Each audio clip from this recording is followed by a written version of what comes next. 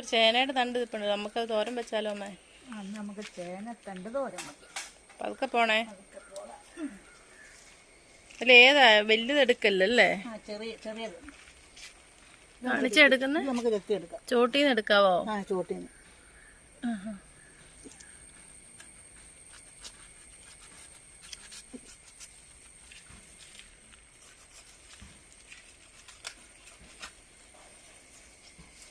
അതിന്റെ ഇല എടുക്കുവോ? ഇലയാണ് കൂടുതൽ നല്ലത്. പിന്നെ അതിൻ്റെ കൂടെ നമുക്ക് തണ്ടും ഉപയോഗിക്കാം. ഇന്നത്തെ ഒരു ചൊറിയണം കിട്ടണം നമുക്ക് അടുത്ത ദിവസം. അത് കണ്ടു. ചൊറിയണം തോരൻ വെക്കാൻ പറ്റുന്ന. ചൊറിയോ ഇല്ലായിരിക്കും അല്ലേ? കർക്കിടക മാസത്തിൽ ചൊറിയണം ചൊറിയല.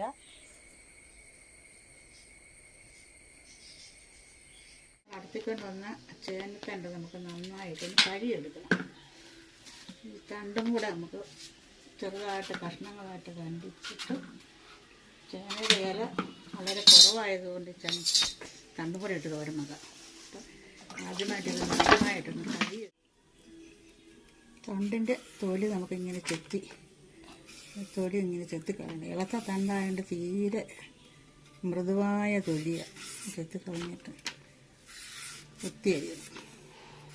അതിനെ തൊലി ചെത്തി വെക്കട്ടെ. തണ്ടിൻ്റെ തൊലിയെല്ലാം നമ്മളിപ്പോൾ നന്നായിട്ട് കളഞ്ഞു. ഇനി നമുക്കിതെല്ലാം കൂടെ ഒന്നുകൂടെ ഒന്ന് ഒലച്ച് കഴുകിയിട്ട് വെള്ളം കളയണം. നന്നായിട്ടിങ്ങനെ കൊത്തി ഇങ്ങനെ അരിയാം. കർക്കിടക മാസത്തിൽ നമ്മൾ 10 ഇലയെങ്കിലും കഴിക്കണമെന്നാണ് പണ്ടത്തെ കാലത്ത് അമ്മമാരൊക്കെ പറയുന്നത്. ഞങ്ങളൊക്കെ അങ്ങനെയൊക്കെ കഴിച്ചിട്ടുണ്ട്. ഞങ്ങളൊക്കെ ചെറുപ്പത്തിൽ പയറിൻ്റെ ഇല, മുരിങ്ങയില മാത്രം ഉപയോഗിക്കത്തില്ല കർക്കിടകത്തിൽ. പിന്നെ ചേമ്പിൻ്റെ ഇല, പയറിൻ്റെ ഇല, കോവലിൻ്റെ ഇല, തകരയില, ഇങ്ങനെ ഒരു 10 ഇല ഇങ്ങേറ്റം ചൊറിയണത്തിൻ്റെ ഇല വരെയും കഴിക്കുക. ചൊറിയണത്തിൻ്റെ ഇല കറി വെക്കുന്നത് എങ്ങനെയാണെന്ന് വെച്ചാൽ പൂക്കാത്ത ചൊറിയണം അതിൻ്റെ ഇല നല്ലതായിട്ട് പറിച്ച് കഴുകി ചൂടുവെള്ളത്തിലിട്ട് അല്പനേരം കഴിഞ്ഞ് വെള്ളം വാരാൻ ഇതുപോലെ വെച്ചതിന് ശേഷം ചീര അരിയുന്ന പോലെ അരിഞ്ഞ് തോരൻ വെച്ചാൽ ചൊറിയുകയില്ല, നല്ല രുചിയാണ്. കണ്ട് ഇനി ചെറുതായിട്ട് നമ്മൾ കൊത്തി അരിയണം. ചെറുതായിട്ട് കൊത്തി ഇല നമ്മൾ നേരത്തെ അരിഞ്ഞിങ്ങനെ വെച്ചിട്ടുണ്ട്. ഇലയും തണ്ടും നമ്മൾ നന്നായി അരിഞ്ഞ് വെച്ചിരിക്കുകയാണ്. ഇത് നമുക്ക് ഈ പാത്രത്തിലേക്ക് മാറ്റാം. ഇതിലേക്ക് നമുക്ക് ആവശ്യത്തിനുള്ള തേങ്ങ ആദ്യം ഇടാം. തേങ്ങയുണ്ട്, പച്ചമുളക്, ഉള്ളി, ഇനി അല്പം മഞ്ഞൾപ്പൊടി, കുറച്ച് മഞ്ഞൾപ്പൊടി. എലത്തോരൻ അടിച്ച് മഞ്ഞൾപ്പൊടി കൂട്ടിയോണ്ട് കുഴപ്പമൊന്നുമില്ല. ആവശ്യത്തിന് ഉപ്പ്. നന്നായി ഒന്ന് ഇളക്കി കൊടുക്കുക. ചീനിച്ചട്ടി വെക്കാൻ പോവുകയാണ്. ഇതിലേക്ക് നമുക്ക് എണ്ണ ഒഴിച്ച് കൊടുക്കാം. കടുകിടാം.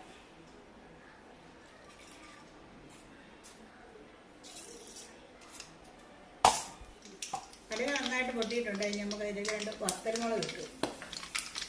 നമുക്ക് ഇടുമ്പോൾ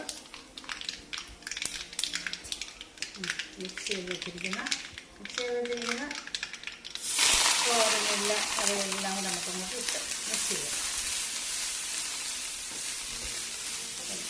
ഇലത്തോരനൊക്കെ ആകുമ്പോൾ നമുക്ക് എണ്ണയ്ക്കകത്ത് കൂടുതൽ പച്ചമുളക് വഴറ്റുകയോ ഉള്ളി വഴറ്റുകയോ ഒന്നും ചെയ്യേണ്ട കാര്യമില്ല.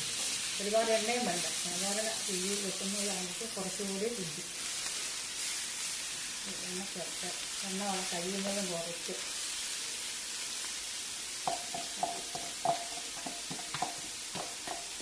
അല്പസമയം നമുക്കൊന്ന് അടച്ച് വെച്ച് കഴിക്കും. നമുക്കിനിത് തുറന്ന് നോക്കാം. ആയിട്ടുണ്ട്. നമുക്ക് നല്ലതായിട്ടൊന്ന് ചിക്കി തോർത്തി ഇങ്ങനെ വെച്ച് കൊടുക്കാം.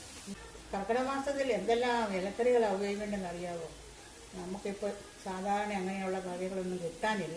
ഇപ്പോൾ നമ്മുടെ ഇപ്പോഴത്തെ കാലത്ത് നമ്മൾ വിഷാംശങ്ങളല്ല പച്ചക്കറിയെല്ലാം കഴിച്ച് നമ്മുടെ ഈ കർക്കിടക മാസത്തിലെങ്കിലും നമ്മുടെ നാട്ടിൽ കിട്ടുന്ന, നമ്മുടെ മുറ്റത്ത് കിട്ടുന്ന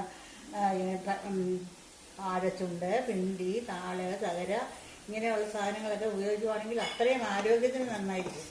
അതല്ലേ കൂടുതൽ എണ്ണ ഒന്നും ചേർക്കാതെ ഇതുപോലുള്ള തോരനുകളൊക്കെ വെച്ച് ചോറിൻ്റെ കൂടെ കഴിച്ചാൽ ഇപ്പോഴത്തെ കുട്ടികൾക്ക് ഇതൊന്നും പറഞ്ഞാൽ മനസ്സിലാവില്ല. അവർക്കൊന്നും കഴിച്ച് പരിചയമില്ലല്ലോ. പണ്ടത്തെ കാലത്തെ അമ്മമാരൊക്കെ ഇന്നും ജീവിച്ചിരിക്കുന്ന പഴയ ആരോഗ്യത്തോടെ ഇരിക്കുന്ന എന്തുകൊണ്ടെന്നാൽ വിഷരഹിതമായ സാധനങ്ങളൊക്കെ കഴിച്ചതുകൊണ്ടാണ്. ഇപ്പോൾ പക്ഷേ അതൊന്നും കിട്ടാനുമില്ല. ആർക്കും അതൊന്നും വലിയ താല്പര്യമില്ല.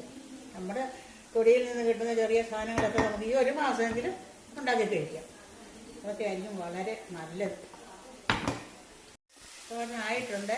നമുക്കിനി ഇത് കോരിയെടുക്കാം.